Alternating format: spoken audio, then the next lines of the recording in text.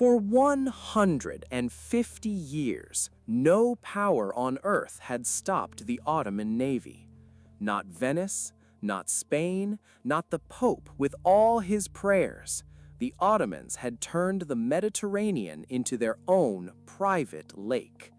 They had taken Rhodes, they had taken Cyprus, every island, every coastline, every trade route. If you sailed the Mediterranean, you sailed with Ottoman permission, or you didn't sail at all.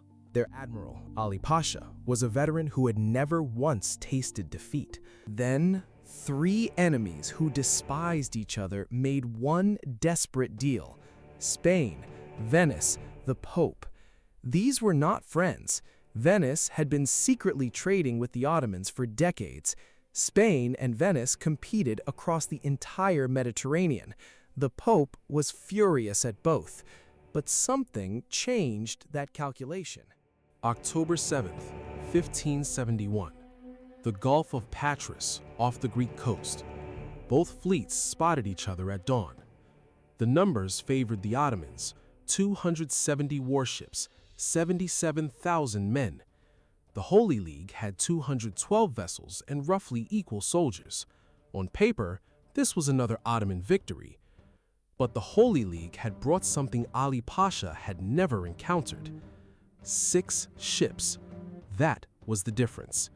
6 galleasses, enormous floating fortresses, each the size of 3 normal galleys, were positioned ahead of the Christian fleet.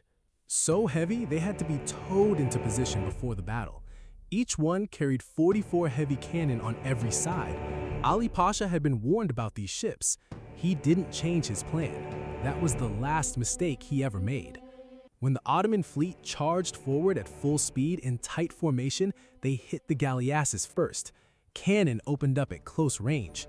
Ships in tight formation cannot maneuver. They cannot turn. They cannot run. They can only absorb the fire. In the first minutes, 3 Ottoman flagships were crippled. Hundreds of oars were shattered. Galleys crashed into each other in the chaos. Then the main Christian fleet smashed into what remained. Brutal truth. What followed wasn't a battle. It was a destruction. Swift collapse. The Ottoman right flank collapsed in under an hour. Fury. The Venetians, fighting with particular fury for Cyprus and for Famagusta, drove their galleys directly into the Ottoman ships and fought hand-to-hand on blood-soaked decks. Unexpected turn. Then something else happened on dozens of Ottoman galleys. Rising rebellion.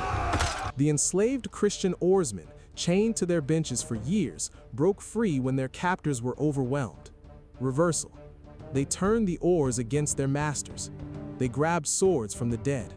The transformation. The enslaved became the soldiers. By afternoon, it was over. Ali Pasha was found below decks. He was beheaded on the spot.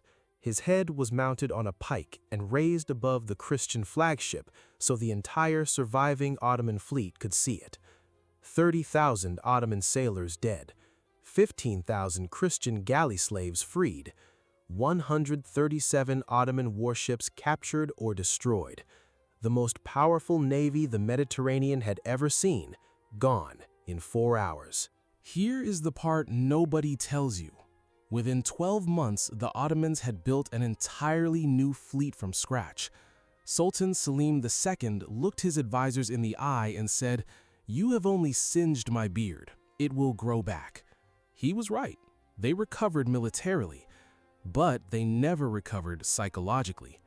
Before Lepanto, every European power negotiated with the Ottomans from a position of fear.